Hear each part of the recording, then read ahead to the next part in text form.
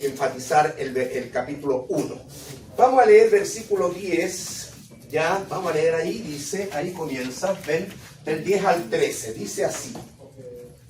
En el mundo estaba, se refiere al Señor Jesús, ya el verbo que era Dios, del versículo 1, en el mundo estaba, y el mundo por él fue hecho. Énfasis nuevamente que la creación de este mundo es por medio del Señor Jesucristo, y el mundo por él fue hecho. Pero el mundo no le conoció. A los suyos vino y los suyos no le recibieron.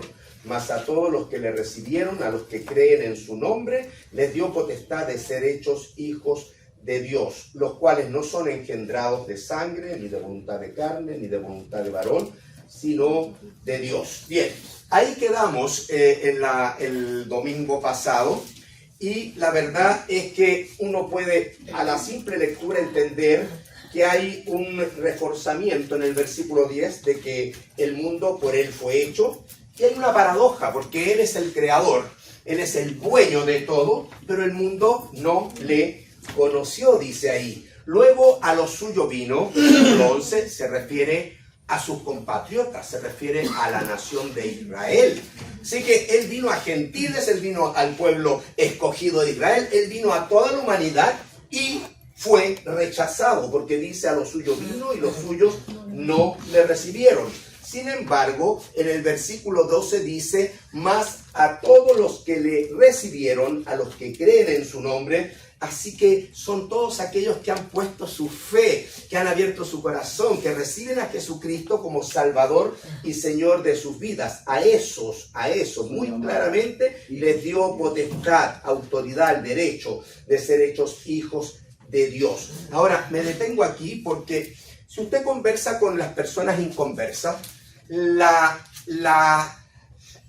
característica que tienen anidada en su corazón todo inconverso es que todos somos hijos de Dios. ¿Se lo han dicho? Sí. Es la característica. Pero si todos somos hijos de Dios, usted marca una diferencia y se molestan. Todos somos hijos de Dios. Bueno, esto es en base a una de las tantas vertientes de lo que se llama el universalismo. Es decir, en el universalismo ya básicamente Dios es para todos, todos estamos en la misma condición, todos somos hijos de Dios, y no es así. Según el versículo 12, no es así. ¿Usted cómo podría responder a una persona que tiene este concepto del universalismo, tiene el concepto de que todos somos hijos de Dios? Creación de Dios. Muy bien, creación. Entonces usted vaya hasta ese punto. No, amigo, todos somos criaturas creadas por Dios. Pero fíjate lo que dice el versículo, y le muestra el versículo 12, de que los que hemos recibido a Cristo como Salvador, ¿tú lo has recibido? Amén. ¿Ya? ¿Entiende? Usted sí, pero usted hágale la pregunta. Entonces, ahí usted tiene un vínculo de conversación para evangelizar y mostrarle la palabra de Dios, lo que Dios dice. Así que no creemos en el universalismo, ¿ya? No creemos que todos somos hijos de Dios. Todos somos criaturas creadas por Dios, pero los que son hijos de Dios, como dice el versículo, claramente son aquellos que han recibido y aquellos que han aceptado, aquellos que han puesto su fe en el nombre del Señor Jesucristo, entendiendo su obra consumada ya en la cruz para perdonar nuestros pecados. Entonces tiene la persona que haber pasado por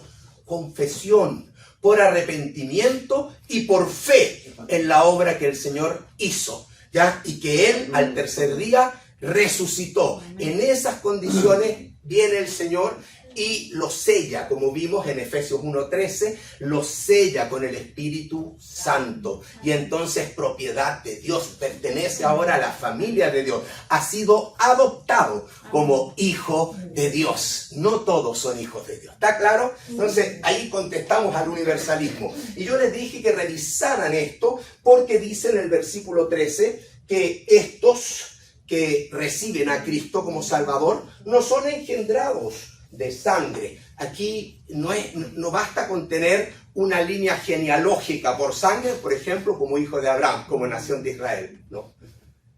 El israelita que no recibe a Cristo igual sigue estando en condición de pecador. ¿Ya? Así que no es por sangre ni es por voluntad de carne, no es que el Señor Jesús vino porque en el amor de José y María, no es verdad, hubo una relación y nació, como nacemos todos nosotros, pero Él no, Él fue engendrado por el Espíritu Santo en una mujer elegida, virgen, ¿ya? La Virgen María de la descendencia ya de David. Perfecto, junto con José. Entonces, no fue engendrado de voluntad de carne ni de voluntad de varón. No es que el hombre ya trae al Señor Jesucristo. Sí, lo trae en su mente, porque todos los hombres crean a un Cristo muy propio, a su conveniencia, a su pensamiento. El hombre no puede crear a Cristo. Cristo es quien crea al hombre. Él es el creador. Entonces tampoco aceptamos esa postura, como dice ahí, que tampoco vino por voluntad de varón, sino fue engendrado por voluntad de Dios. De Dios. Y por eso les dije que fueran a Juan capítulo 3, al versículo 3, y lo podemos leer. Voy a pedir ahí, Michel, ¿tienes la Biblia? Y si no, otro hermano. Respondió Jesús y le dijo: de cierto te digo que el que no naciere de nuevo no puede ver el reino de Dios. Nicodemo le dijo: ¿cómo puede un hombre nacer siendo viejo? ¿Puede acaso entrar por segunda vez en el vientre de su madre y nacer? Respondiendo Jesús: de cierto te digo que el que no naciere de agua y del Espíritu no puede entrar en el reino de Dios. Y el 6. Lo que es nacido de la carne, carne es. Y lo que es nacido del Espíritu, Espíritu es. Ya, hermanos, nuevamente esto refuerza el versículo 13, ya, donde dice claramente que no es engendrado ya de carne, de sangre, de voluntad de varón, no es nacimiento físico. Y esto mismo en unos capítulos posteriores, en el relato de este encuentro de un rabino del Sanedrín, un conocedor, maestro de la ley del Antiguo Testamento, digamos, viene a Jesús y le hace esa pregunta ahí en el versículo ¿en qué? ¿Dónde? Eso, lo reconoce que ha venido de Dios. Entonces Jesús, viendo su corazón, le dice que el que no nace de nuevo. Y Nicodemo, si uno ve la lectura, no entendió, porque entendió que incorrectamente, que Jesús se estaba refiriendo al nacimiento físico. Y aquí Jesús le explica que no es por nacimiento físico, ¿ya? Para entrar al reino de Dios es necesario nacer de nuevo, y nacer de nuevo es nacer de agua y del Espíritu, ¿ya? De agua se refiere, siempre el agua se refiere a la limpieza. Nadie puede nacer de nuevo si primeramente no es hecho limpio. Y a eso se refiere a perdón de sus pecados. ¿Quién perdona los pecados? El Señor Jesucristo, con su muerte en la cruz. Y la sangre de Jesucristo, su Hijo, nos limpia de todo pecado. Es el sacrificio y la sangre de Cristo el que nos perdona. Nosotros testificamos de ese perdón después que nacemos de nuevo en las aguas del bautismo. Pero eso es una confirmación, una ratificación de un testimonio público. Pero el Señor nos limpia en su sacrificio. Y dice, además de eso, que tiene que nacer del Espíritu, ¿ya? Si no nace del Espíritu, no puede entrar, ¿ya? Y le explica en el versículo 6, por eso que era necesario leer el 6, lo que es nacido de la carne. Todos nosotros nacimos físicamente y tenemos una fecha de cumpleaños, ¿verdad? Eso conmemora nuestro nacimiento físico. Carne es, pero así no puedes entrar. Tiene que haber una limpieza, un perdón, y tiene que haber un sello del Espíritu. Tienes que recibir a Cristo. Y esa es la acción que se genera, ya es una acción divina que se genera por gracia en ti, en mí, el día que aceptamos a Cristo como Salvador. Amén. Entonces ahí dice, lo que es nacido de la carne, carne es, lo que es nacido del Espíritu, Espíritu es. Tienes que nacer espiritualmente Nicodemo. ¿Ya? Así que queda claro, no al universalismo, sí al nuevo nacimiento, que queda claramente estipulado en lo que hemos visto. Volvemos al versículo 14, estamos en Juan capítulo 1, analizándolo un poquito más profundo.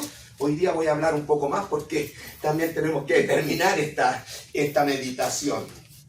¿Ya? Y en el versículo 14 nos dice que aquel verbo, que está claramente identificado en el versículo 1, que es preexistente, que es eterno, que estaba con Dios, pero que era Dios. ¿Ya? Ese verbo del versículo 1 fue hecho carne y habitó entre nosotros. Fue hecho carne. Esta doctrina es una doctrina cristiana fundamental, la encarnación. ¿Ya? Y hay que dar gracias al Señor por la encarnación. Esa doctrina teológica que se llama encarnación es la que le celebramos. ¿Cuándo? ¿En qué fecha? En Navidad.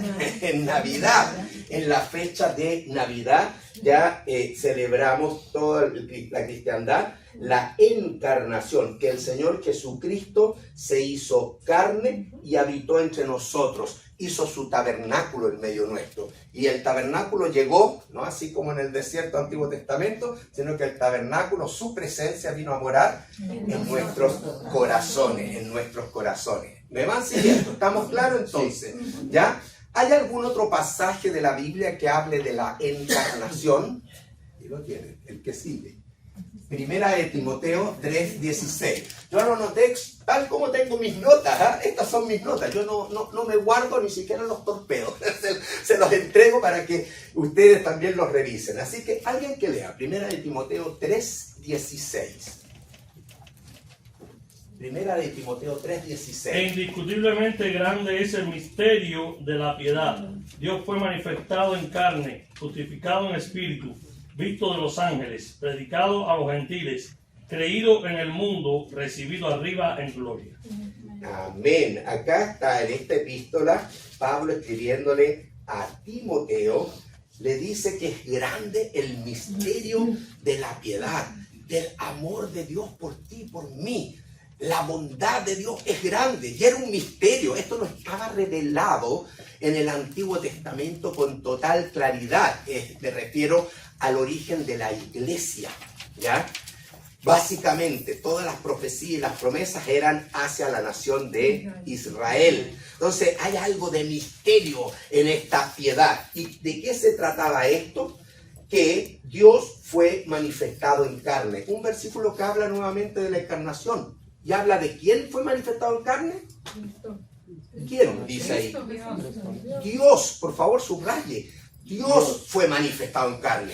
Por eso es que Jesucristo, nuevamente aquí, Pablo lo designa con toda claridad como Dios. Dios fue manifestado en carne, justificado en el Espíritu. De hecho, en su bautismo, antes de iniciar su ministerio, el Espíritu Santo vino sobre él. Ya fue visto de los ángeles. Los ángeles conocen a Jesús desde antes que se encarne en la gloria, y los ángeles quedan asombrados de cómo Dios se hizo carne, se hizo hombre, cómo se limitó tanto, y más asombrados quedan que se haya dado, que haya cargado el pecado y haya muerto en la cruz. Los ángeles quedan realmente asombrados. Por eso en el Apocalipsis usted los va a ver adorar al Señor de una manera impresionante. Los ángeles, porque lo conocen no como nosotros, los ángeles los conocieron antes de que él viniera a este mundo, allá en la gloria. Por eso que fue visto de los ángeles y fue predicado no solamente a Israel, sino a los gentiles.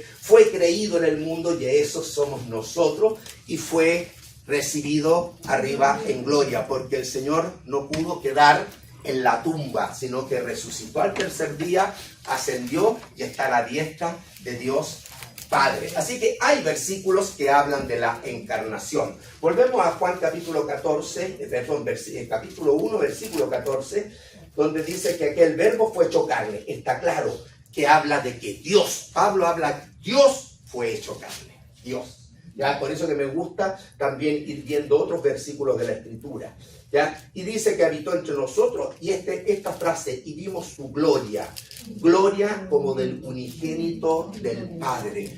Juan dice, y vimos su gloria, porque Juan es un testigo presencial, porque Juan estuvo 3 años mínimo con el Señor Jesucristo y fue un discípulo amado de Jesús que tuvo una relación muy cercana al Señor Jesucristo. Vimos su gloria. Gloria como el unigénito del Padre. El título unigénito del Padre, Juan lo menciona para hacer una diferencia. Por ejemplo, los ángeles son hijos de Dios, pero por creación. Nosotros somos hijos de Dios por adopción. No lo olvide. Por eso es que Pablo hace mucho énfasis en que hemos sido adoptados.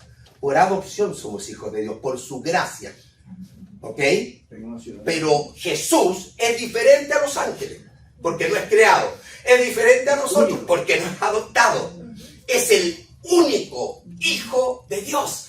Es Dios con naturaleza divina. Hace una diferencia, Juan, hacia Jesús. No es como tú, ni es como los ángeles. Él es único. Es el unigénito. ¿Se dan cuenta? Entonces, es un título que le da a Jesús, Juan, de una manera de mucha honra, de mucha gloria, de alabanza. ¿Se dan cuenta? Eso significa unigénito, hijo de Dios. Pero vimos su gloria. Y cuando él está escribiendo ahí, vimos su gloria. Yo no puedo dejar de pensar de que Juan está pensando cuándo vio la gloria de Dios. La vio durante todo el trayecto de Jesús. La vio en los milagros, la vio en sus hechos, la vio en todo. Él lo reconoce como creador, él vio la gloria de Dios, pero la vio también en el monte de la transfiguración. Él está pensando seguramente en el monte de la transfiguración. Vamos a Lucas capítulo 9. ¿Qué pasó en Lucas capítulo 9 en ese monte? Versículo 28. Lo leo. Aconteció como 8 días después de estas palabras, enseñanzas del Señor Jesucristo a sus discípulos, que tomó a Pedro, a Juan y a Jacobo. 3 discípulos. Pedro, Juan. ¿Quién escribe el evangelio que estamos estudiando? Juan. Y Jacobo. Jacobo y Juan son hermanos. Hijos de Zebedeo, anote, Jacobo y Juan, hermanos, hijos de Zebedeo, para que no me los confunda más. Y Pedro, ¿de quién es hermano Pedro? De Andrés, muy bien. Entonces, por favor, separe a estos hermanos. Pedro es hermano de Andrés, de hecho Andrés primero conoce al Señor y después lleva a Pedro, a Jesús, ¿ya? Y Juan con Jacobo son hijos del padre, que era como el que tenía toda esa industria pesquera, por decir algo, ¿ya? Ellos eran hermanos, hijos de Zebedeo, ¿ya? Hijos de Boanerges, dice, o sea, hijos del trueno. Eso habla de que tenían un carácter también bastante impulsivo, bastante fuerte, Juan y Jacobo. Bueno, estos tres ya subieron los tomó Jesús y subió con ellos al monte a orar, ¿ya? Y entre tanto que oraba, la apariencia de su rostro se hizo otra, cambió la apariencia del rostro de Jesús. Uno de los testigos presenciales es Juan, el otro es Pedro, el otro es Jacobo. Pero Juan me interesa porque de él estamos estudiando. Juan fue un testigo ocular de que la apariencia de su rostro se hizo otra y su vestido blanco y resplandeciente. Más encima, he aquí 2 varones que hablaban con él, los cuales eran Moisés y Elías. Vino Moisés y Elías en espíritu gloriosos también a estar con ellos en el monte de la transfiguración, quienes aparecieron rodeados de gloria. O sea, por eso vimos su gloria, porque esa escena se caracteriza por ser llena de gloria. Ya hablaban de su partida, ya estaban hablando de que Jesús tenía que ir a la cruz. Ya, la gloria mayor es que Jesús fue a la cruz. En la cruz exhibió públicamente ¿a quién? A Satanás y a las huestes, principados y potestades. Así que la cruz que aparece tan cruenta, ¿sabe? Vea la gloria en la cruz, porque en la cruz hay victoria. En la cruz está todo el amor de Dios. En la cruz, yo creo que nuestra mente no lo alcanza a entender, pero la cruz es gloria, ¿entiende? Eso es importante reconocerlo. Y aquí estaban hablando de su partida, que iba Jesús a cumplir en Jerusalén. ¿Qué iba a cumplir Jesús en Jerusalén? Su muerte. Muy bien. Y Pedro y los que estaban con él, Juan y Jacobo, ¿ya? estaban rendidos de sueño, mas permaneciendo despiertos, ¿qué dice? Subraye, vieron la gloria de Jesús. Vieron. Así que Juan fue testigo de ver en vivo y en directo la gloria de Jesús y a los dos varones que estaban con él. Versículo 35, en medio de esa gloria de Jesús que Juan lo vio y que quedaron seguramente atónitos, ya más encima hay una voz que viene desde las nubes, ahí del monte. Es la voz del Padre. Y esa voz dice, y ellos la escucharon, ya, este es mi Hijo amado, a él oíd. Este es mi Hijo amado. Entonces, por supuesto, Juan tiene toda la evidencia de haber visto la gloria del Señor. Y el versículo 14, vuelvo a Juan 1.14, acuérdense que estamos en Juan 1.14, termina, para analizarlo un poquito más a fondo, ya vimos su gloria, gloria como del unigénito del Padre, lleno de gracia y de verdad. Termina con esa frase, el versículo 14, lleno de gracia y de verdad. Entonces, hay que hacerse preguntas al texto. ¿Se acuerda que yo le estaba enseñando? Hágale preguntas al texto para que usted escudriñe, ¿ya? Entonces, mi pregunta es, primero, ¿qué característica, por ejemplo, de Jesús es lo que más impresionó a Juan y a los apóstoles? De Jesús. ¿Qué característica es lo que más le impresionó a Juan y a los apóstoles? Su gloria. ¿No? Sí, lo vimos. Juan está relatando su gloria porque recuerda la transfiguración. Pero el versículo termina ya lleno de gracia y de verdad. Entonces yo sobre esa hago la pregunta. ¿Qué habrá sido lo que más impresionó? Sí, la gloria es lo que más impresionó, ¿ya? Pero ¿qué es lo que además impresionó a Juan y a todos los otros apóstoles de Jesús, del Jesús que caminó entre ellos? ¿Qué fue lo que más lo impresionó? La gracia. Que lo vieron lleno. Vea el versículo. Hágale pregunta al texto y estruje la naranja, ya le dije. Ya, lleno, dice la palabra de lleno de gracia y de verdad.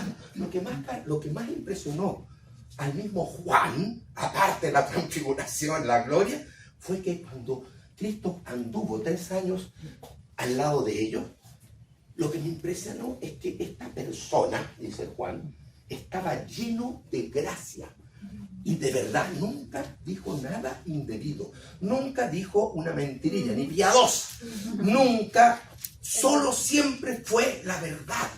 Pero también lo que me impacta es que siempre también fue lleno de gracia. Nunca, nadie se sintió mal cuando él estaba con él. ¿Era amor? Era puro amor, muy bien. Lleno de gracia, un amor incondicional. Nadie se sentía juzgado, nadie se sentía menoscabado, nadie se sintió criticado. Jesús no hizo eso. Él vivió lleno de gracia. Subraye, hermanos, ¿por qué? Porque sabe que el Señor te manda a ti y a mí a vivir como cristianos llenos de gracia. Llenos de gracia. Entonces hay que mirar a Jesús, entender esto que impresiona a los apóstoles para tratar, somos caídos, pero tratar, Señor, ayúdame en mi incredulidad y tratar de ser lleno de gracia y de verdad, porque eso fue lo que más impresionó, ¿ya? ¿Qué es lo que es gracia? Ya lo han dicho. Amor incondicional. Amor incondicional. Amor sin reserva. Amor a pesar que no mereces. Pero Dios te lo da. Dios te lo entrega. Ya de repente usted va a ver un hermano y uno dice, no mereces, no me cae tan bien. Pues tienes que tener amor, tienes que tener gracia. Imite a Cristo. Gracia, eso es gracia, lleno de gracia y de verdad. El versículo 15, ya vamos avanzando. Juan, se refiere a Juan el Bautista, ¿ya? Acuérdense que aquí hay otro Juan, no confundir, que se llama Juan el Bautista. Él dio testimonio de él, de Cristo, y clamó diciendo, este es de quien yo decía, el que viene después de mí, viene después. Juan el Bautista comenzó el ministerio antes de Jesús. ¿Ya? De hecho, también nació 6 meses antes de Jesús y era primo de Jesús, de alguna manera. ¿Ya? Ok. Este Juan el Bautista, entonces, ya dice, el que viene después de mí es antes de mí porque era primero que yo. ¿Qué quiso decir Juan el Bautista con esa frase? ¿Qué creen ustedes? Siempre existió, único. Juan el Bautista, muy bien, Rolando, muy bien, ¿ya? Eso, o sea que también aquí, así como Juan está dando testimonio de la preexistencia, Juan el apóstol, Juan el Bautista también da testimonio de la preexistencia de Cristo en este versículo 15, ¿ya? O sea que no queda ningún lugar a duda de que el Señor Jesucristo, ¿ya?, es el primero y el último, es el alfa y el omega, no tiene principio ni fin, es eterno, de eternidad a eternidad. Eso está diciendo ahí Juan. Versículo 16, porque de su plenitud tomamos todos y gracia sobre gracia. Hay que hacerle preguntas al texto. Entonces yo leo ese versículo y tengo que preguntarme, ¿a qué se refiere con su plenitud? A todo. A lleno. De su perfección. De su plenitud. Perfección también. Perfección, perfecto, buena palabra, buen sinónimo. Perfección, ¿ya? De su plenitud, dice, tomamos Su gracia. todos y gracias sobre. Pero su plenitud, hermano, vamos a Colosenses. Aquí voy, Colosenses 2, versículos 9 y 10. Voy a pedir a otra hermana, ahora puse hermana, para saltarme a santo yo.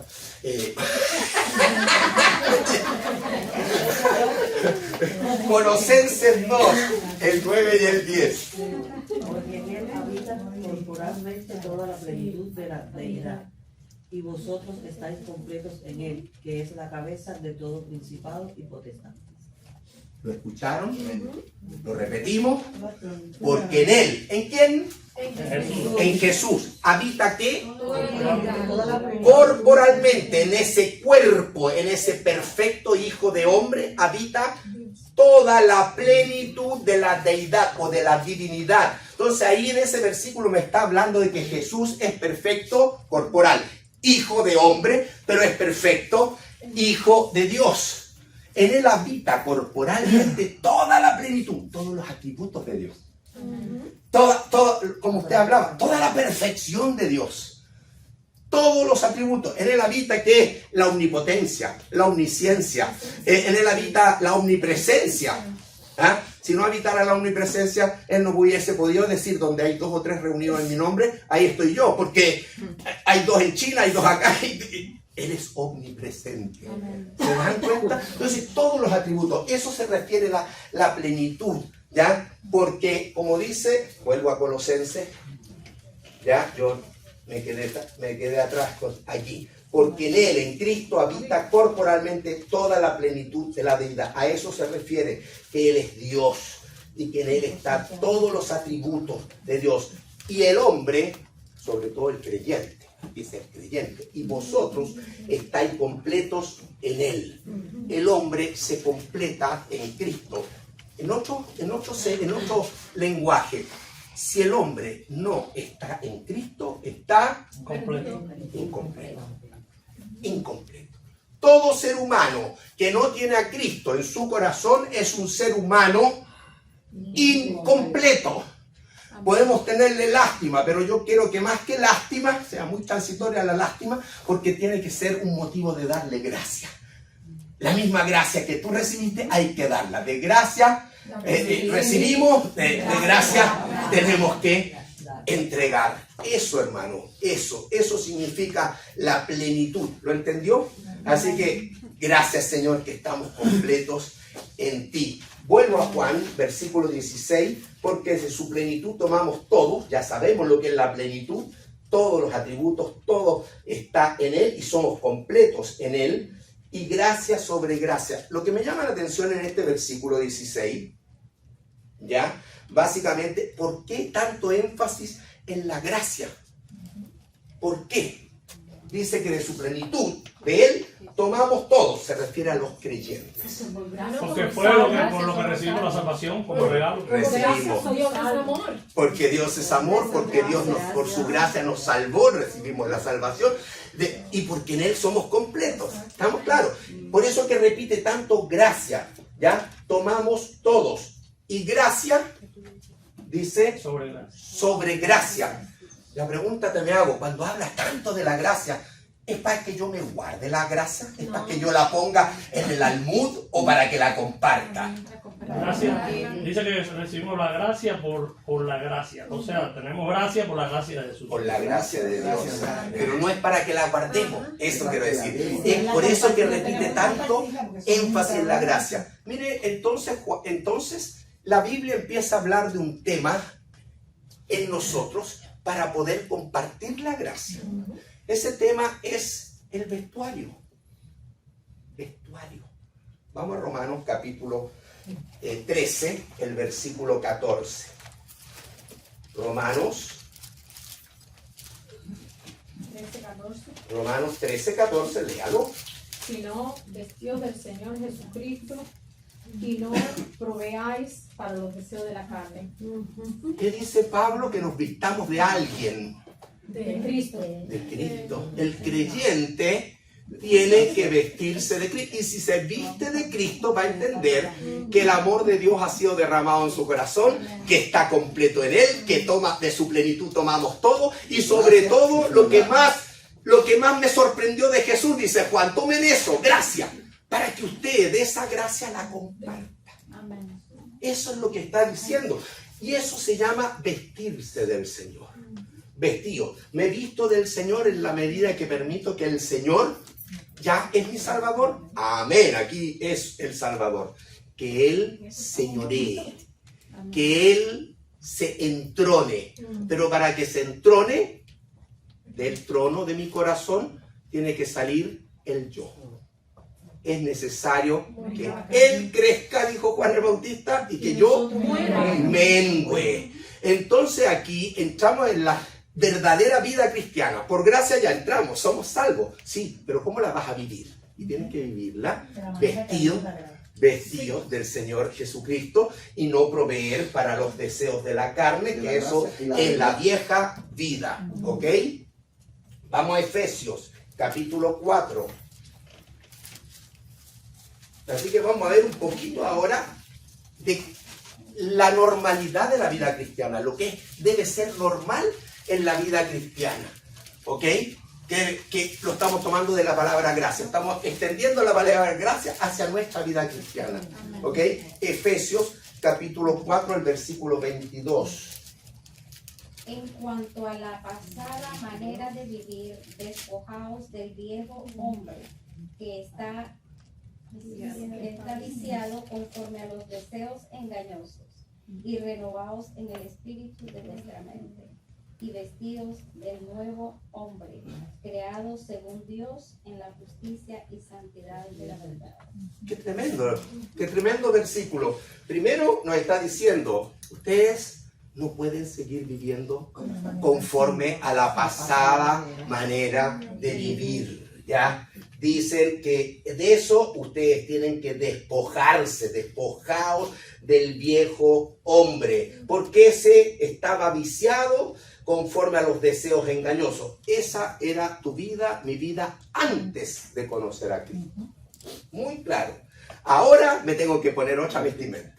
Vestidos de un nuevo hombre que es creado según Dios. ¿En quién? En Cristo. De su plenitud tomamos. Está en Cristo. Hay que vestirse del nuevo hombre creado según Dios en la justicia y santidad de la verdad.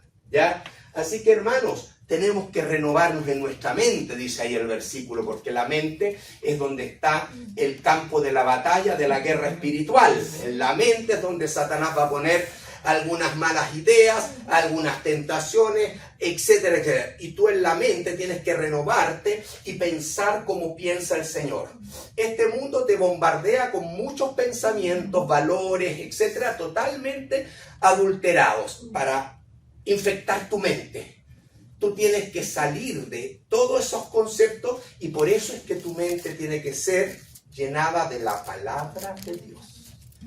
Por eso es que es tan importante estudiar la palabra de Dios, para llenar nuestra mente con sus principios, con sus consejos, con sus verdades, con sus valores y seguir eso y no lo que el mundo, Satanás y la carne me ofrece. ¿Entiendes? Por eso que hay una guerra espiritual en la mente, renovaos. Y dice después ya por vestidos del nuevo hombre. Ya, ese es Efesios. Y en capítulo 5, un poquito más abajo, entonces concluye el apóstol: sed pues imitadores de Dios como hijos amados. Nuestra vida tiene que ser una imitación de Dios, ¿ya? Y andad en amor, como también Cristo nos amó. ¿Se dan cuenta? ¿Quién es la expresión máxima de la gracia, del amor incondicional?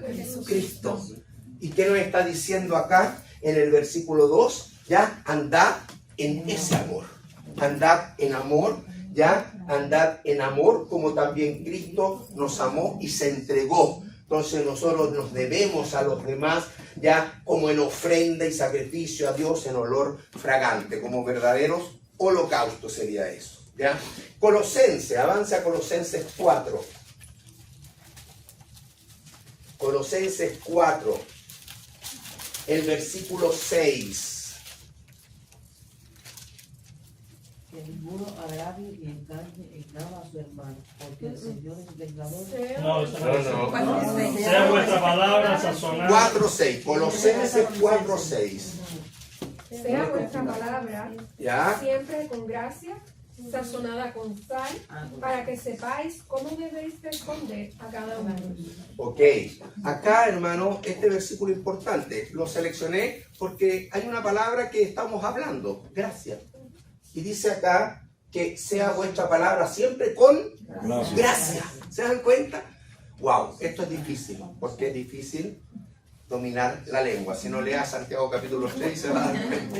¿Ya? Pero aquí, hermano, a nosotros nos está diciendo el Señor que en la vida cristiana, en esta nueva vida, en este vestido del nuevo hombre, que es vestido de Cristo, ¿ya? Nuestra palabra siempre debe ser con gracia, sazonada con sal, para que sepáis cómo responder a cada uno. Así que, hermanos, tenemos que también en nuestro lenguaje ya dar gracia al oyente, dar gracia, ¿ya? Por ende, eso va a ser si en nuestro corazón prima la gracia de Cristo, el amor de Cristo, porque si no está eso, de tu lengua van a salir muchas palabras que nos van a dar gracia, y que van a herir, y que van a dañar.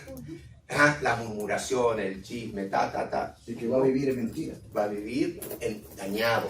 Así que ahí hay un versículo también para aplicar poderosamente. En el mismo Colosenses, el capítulo 3, versículo 12 al 14 ahora.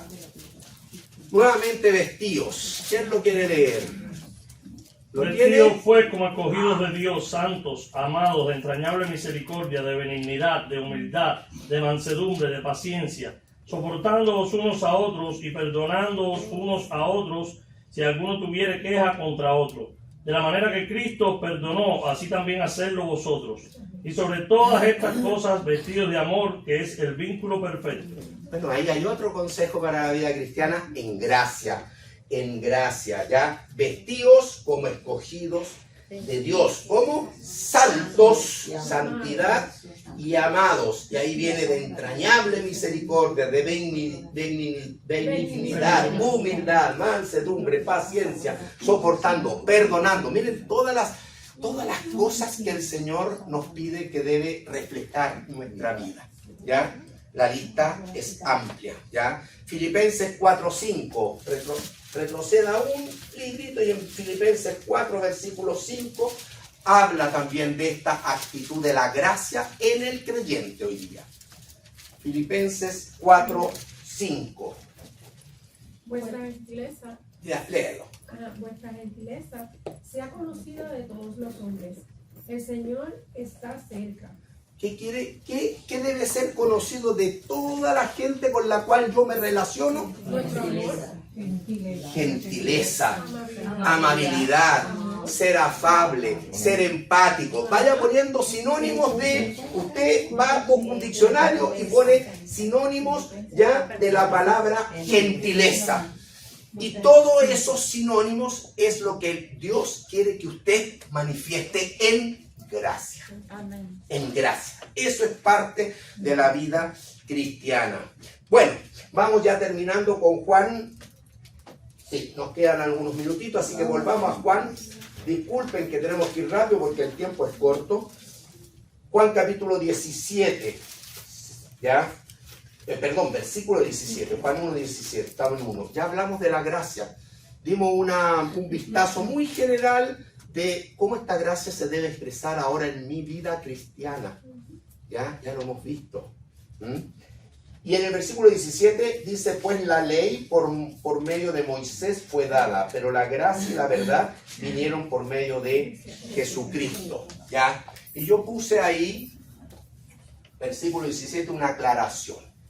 Primero, en este versículo, Juan le está hablando a Israel. Desde el momento que habla de ley, desde el momento que habla de Moisés, está hablando a Israel. ¿Ya?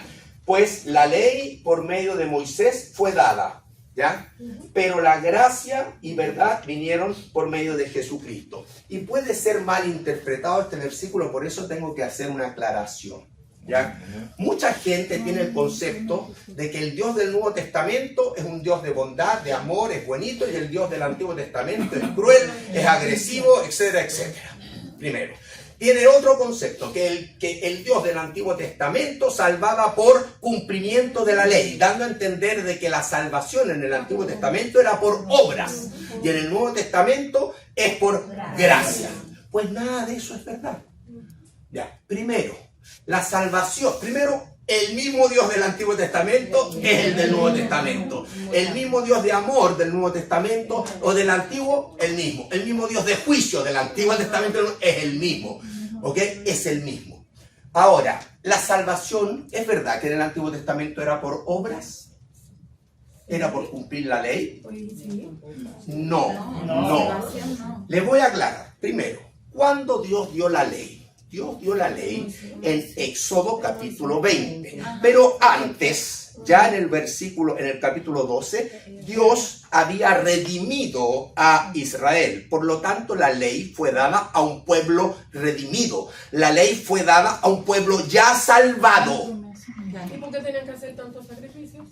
¿Por qué? Porque era una forma que Dios estipuló para que ellos honraran y vivieran y fueran testimonios, misioneros a las otras naciones. Fue un pueblo totalmente separado, diferente. Él dice, si ustedes me obedecen, serán mi especial tesoro, serán una nación santa, serán mis reyes y sacerdotes del Antiguo Testamento. Pero la ley que Dios dio a ellos, la da a un pueblo ya salvo, porque ya Dios los había rescatado de Egipto antes. ¿Para qué la da? La da para que Israel tenga una constitución, una forma como Dios espera que vivan en teocracia, en el reino de Dios, en la teocracia, no en democracia, en teocracia. Dios dijo, así espero que ustedes vivan porque ustedes son distintos, porque ya yo los salvé. Es un pueblo salvo. Entonces la salvación siempre fue por gracia también en el Antiguo Testamento. Pero Dios estipula una forma de vida para que a ellos les vaya bien, porque si obedecen serán bendecidos, si no obedecen serán maldecidos. Eso pasa hoy también. Eso pasa exactamente hoy día. Si obedeces la palabra, vas a estar en línea con Dios. Si desobedeces, seguramente te vas a acercar a la disciplina. ¿Ok? Entonces, hermano, una aclaración. ¿Algo iba a decir? Sí, que también la ley fue dada para exponer el pecado. Si la ley no es dada, ¿cómo el pueblo iba a saber si sí estaba cumpliendo o no lo que Dios quería?